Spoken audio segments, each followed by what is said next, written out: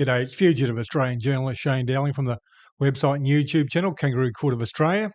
Now, I've just published an article on government corruption.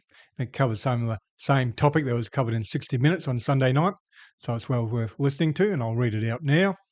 And I published the article on Sunday the 9th of November 2025, and it's titled, Anthony Albanese says to Scott Morrison, hold my beer, as Federal Labor Party corruption is on the rise. And the article starts off, the Scott Morrison government from 2018 to 2022 is regarded by many as the most corrupt government the country has seen in recent times, if not the most corrupt government ever.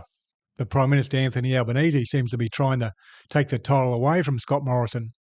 I don't think Albanese is deliberately trying to take the title, but it's just that Albanese doesn't care, the same as Scott Morrison didn't and still doesn't care. I wrote on the 17th of August 2025, Prime Minister Anthony Albanese and his government are already starting to resemble the Julia Gillard-Kevin Rudd second term, which ended the Labor government in 2013.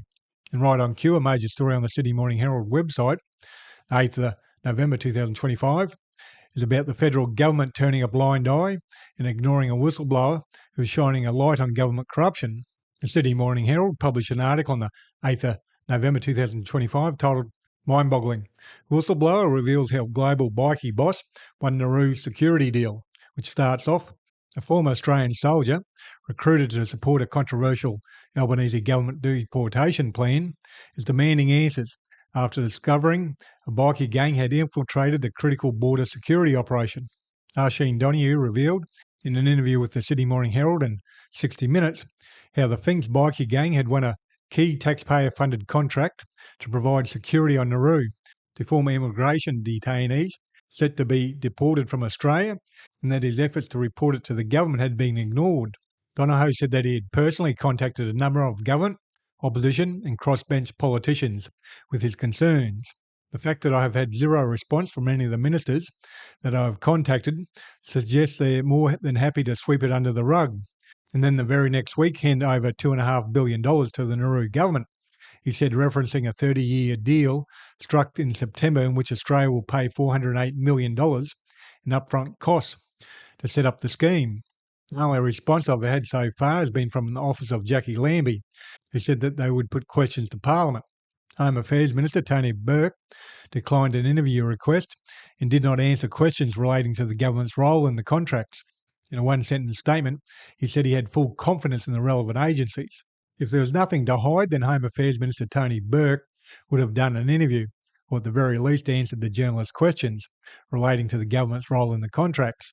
One positive for Anthony Albanese and the Labor Party is that the Liberal Party and National parties can't raise the corruption issue publicly because when Peter Dutton was Minister for Immigration and Border Protection, 2014 to 2017, and Minister for Home Affairs, 2017 to 2021, he was up to his neck in frauds worth billions of dollars, dishing out contracts to companies such as Canstruct and Paladin. And as we now know, Anthony Albanese and Peter Dutton did a deal to sweep the billions of dollars of frauds at Canstruct and Paladin under the carpet by setting up the fake National Anti-Corruption Commission. Normally, when there's even a hint of government corruption, opposition political parties jump straight on it and call the government out because it helps their own cause to shine a light on government corruption. The fact that the whistleblower above, Arsene Donoghue, says he also went to opposition MPs and or senators, and they haven't responded, shows they support the government when it comes to covering up corruption in offshore detention centres. The Nauru immigration corruption outlined in this article is only the tip of the iceberg, which adds to the recently reported CFMEU's continued corruption on the Labor Party's watch. And then there's the National Anti-Corruption Commission, NAC, and their ongoing internal corruption, which to date Prime Minister Anthony Albanese has steered clear of. But at some point Albanese has to take ownership of the NAC and all its failings, otherwise he'll pay for it at the ballot box.